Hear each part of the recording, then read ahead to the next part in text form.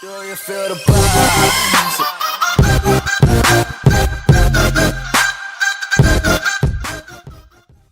What's up, YouTube? It's Carolina Calvin coming back to you with another video. In this video, I want to talk about the NBA All-Star Game 2018 adopting playground style rules, pickup game, whatever you want to call it. And what I mean by this is, say you're playing at your park, a local gym, and a lot of times how it works when you're playing a five on five, you have two captains, and those captains are picked amongst the other players out there. However they do the process to to become the captain, they'll pick amongst the other players out there, the other four, their other four teammates for each respective teams. And that's essentially how it's working in this year's All-Star Game. Don't know what they're going to do in the future. I guess depends on how well this works. But now it works. Voting is still the same. Each guy, the 12 players for each conference are still selected by conference. Of course, the starters, it's still 50% fan vote, 25% media, and 25% players. The reserves, those are picked by the coaches. So that essentially remains the same. But the big change is the guys who are the two players for each conference who have the highest amount of votes. So last year it was LeBron James for the Eastern Conference. He will be a captain if they were going by these rules that they changed it to for last year. And Steph Curry was the highest voted guy in the Western Conference. So those two guys, if they were going by that last year, will be captains. And what will happen is the other four players for each, the other 8 players who got selected as starters, the captains will have to pick amongst those 8 players first. Then they will be able to pick the 14 reserves. That's essentially what they're changing it to. And I guess it's a way to make it more competitive just because of the huge talent disparity in terms of the Eastern and Western Conference. And that's where lies my problem. One, Eastern Conference is garbage.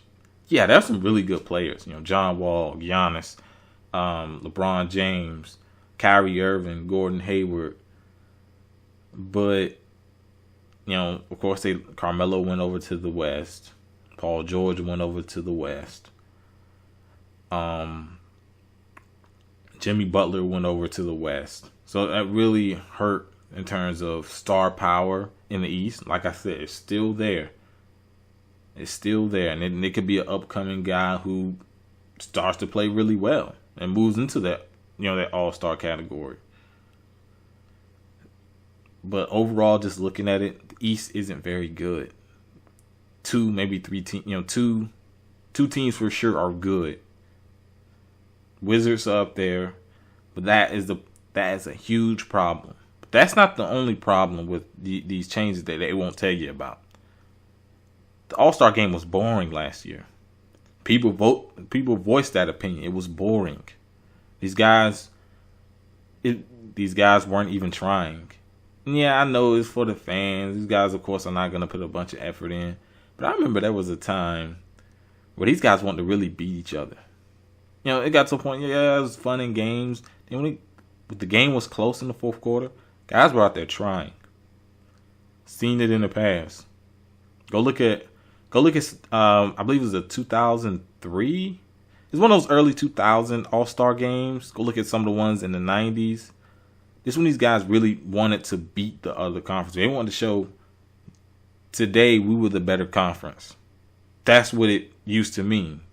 And for me, I used to watch it just to see really that. Once these guys really started to compete. But you're looking at last year, these guys didn't care at all. They were out there. You had guys resting. Of course, you LeBron James. Pretty much all these guys. You didn't see a bunch of effort from them. When you saw a guy like Westbrook playing hard, you saw a guy like Giannis playing hard, because that's the only way these guys know how to play. And they get a lot of respect from me for that. These guys only know how to play one way. You saw other players looking at them, kind of giving them side eye, laughing at them, what are you doing playing hard? That's the way these guys play, and that's the mentality of a lot of players that play today. Like I said, still, it's a fan game, so you don't expect them to try as hard as they possibly can as if it was a playoff game, was a important regular season game. But seeing as how much effort some of these players give in regular season games, what do you think they're gonna do in the All-Star game?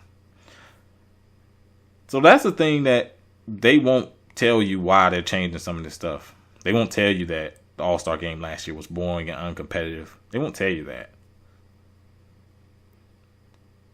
I said uncompetitive, non-competitive. They won't tell you none of that. They'll just say, "Oh, we're trying to change it to really mix things up." No, we know the real reason. But it could be interesting. I want you could have a chance where you'll have a team with LeBron and Durant on it or something like that. So it does interest me to a degree.